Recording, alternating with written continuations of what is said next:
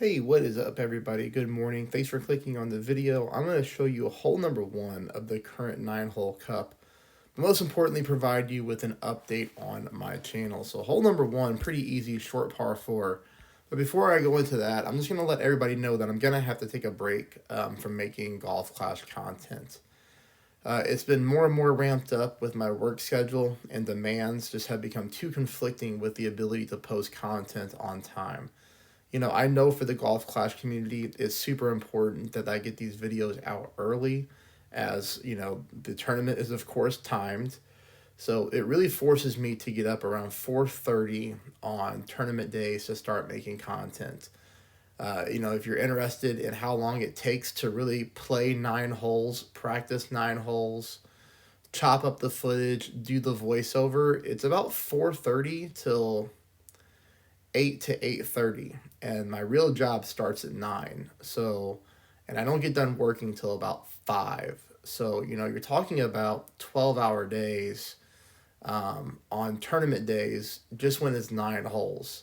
You have to double the amount of time on an 18-hole cup on Thursdays and Saturdays, and it's just becoming too much right now. It was a lot easier in the past when Golf Clash and Playdemic did not have multiple wind angles in every single tournament. I don't know how long you've been playing Golf Clash for, but it used to be, for example, right here on hole number one, you see how we have crosswind from left to right? Well, back in the day, if that was hole number one in the qualifying round like we're at today, that would be the same wind angle in the opening round, hole one, and in the final round, hole one and hole 10. So, every time you played hole one, hole 10, you would have the same wind angle. The only thing that would change is the wind strength, right? Because in rookie, you can have, depending on what ball, let's call it 1.8 up to, 5.2 mile per hour for the most part.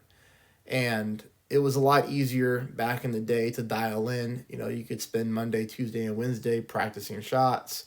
And then by the time the opening round and the qualifying round came, or the final round came, it was really just about hitting perfect to drop your shots for the most point. But now, I have to make a video on Monday for the qualifying round.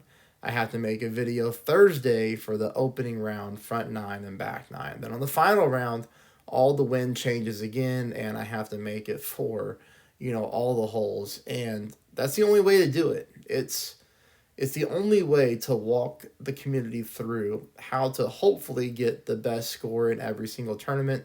And I know I've helped a lot of people along the way. So for me, this is a difficult decision to make, as I love creating the videos for you all, but it's also important for me to take care of myself, and obviously my other commitments at my real job, because, this YouTube content could never come in and disrupt that, right? Like, obviously the juice isn't worth the squeeze. If you're even curious on, what somebody like myself would make on YouTube, I'll make another video about that later. But Google owns YouTube, if you don't know that, and they used to take 30% of the ad revenue. That all changed in January of this year. Now they take 45% of the ad revenue. And if you're curious how much I make off of each hole that I upload, it's literally between $2.50 to around $4.50. Now, YouTube takes 45% of that. So let's just say for easy math, I make $3 off each hole I upload. They're going to take $1.50 basically. Okay. Of that $1.50, Uncle Sam, the taxes, is going to send me a 1099 at the end of the year, and they're going to want 25% more of that.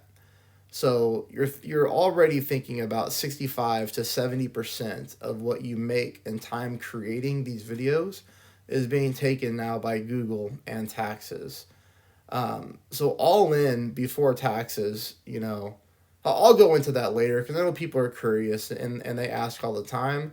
It's going to be eye opening. Before taxes, it's about $4 to $7 an hour is what I make doing this. Now, I was never in it for the money. The extra side income is nice.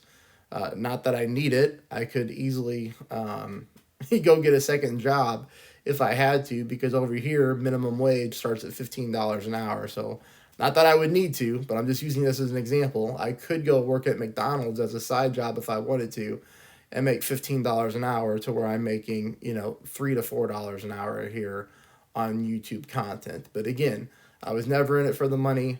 The money would be nice if the channel would have taken off and, had tons of subscribers, but I don't put enough time into playing all the division tournaments in order to make that happen because I have a very high demanding real job which supports myself and my family with no problems. So, anyways, I'm not sure how long I'll be on break. I'm kind of rambling now, but I'll provide updates if something changes in the near future. I do just want to say that I appreciate everybody's understanding and support. You've all been like, a virtual, friend family group for many, many years.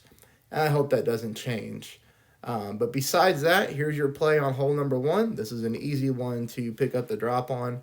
We are going to be going 5 top, 2 bars a side spin to the right. I stretch out to make sure that the very tip of my ball guideline is going to the top part of the rough. We're going to pull 0% at max. We're going to flip the camera around. We're going to face the tee box and push back up to max. From here, we're going to go with almost full overpower, but not quite. Half a bar or half a ball of side spin to the right. I even hit a minor great, but you'll see we have no problem hitting the fairway, clipping the rough, rolling out on the top part of the fairway, and then sloping back down towards the fringe. Shot number 2 is an easy chip in. I do have it on the video if you want to see it. It's just your normal end-bringer rule. It's a no spin adjustment. Playing at 20% here, I just happen to be at mid-distance of my club. All right, everybody, that is all that I'm doing for today. It is 6:30. If you caught my stuff last week, I have to start my Thursdays a lot earlier now. About 7:30. So there's just no way. There's just no way. I can't get up at 2 o'clock to make content and then get off work at 5 and still go to the gym and take care of my family, see my daughter, spend time with my wife. Yeah, I mean, you get it, right? There's just no way on Thursdays. So anyways, that is it for right now. I will see you all in the future, hopefully. Thanks, everybody.